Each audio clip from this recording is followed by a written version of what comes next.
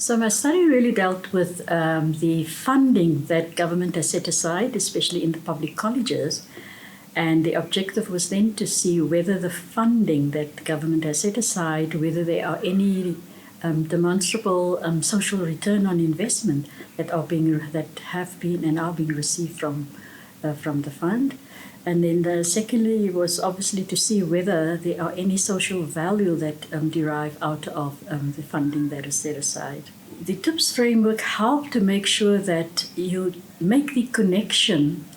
of a social value through the technology aspect,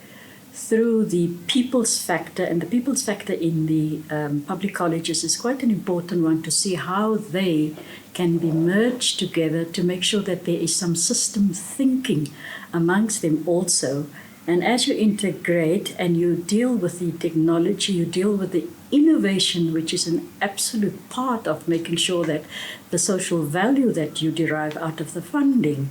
that this innovation can stretch as far as to the benefit of the students. So for example, new technologies, great innovation, agility out of the funding, make sure that the kind of just equipment, tools, the kind of machinery that students require to use in the college, the public college sector, change and must change. And so the TIPS framework attacks the managerial, the leadership,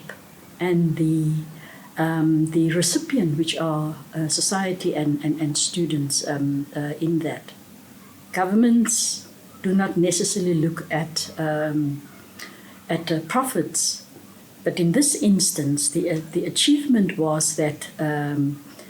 a social return on investment, the value-based, the absolute importance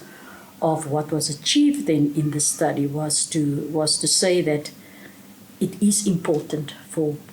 the public sector to undertake a social return of investment measurement.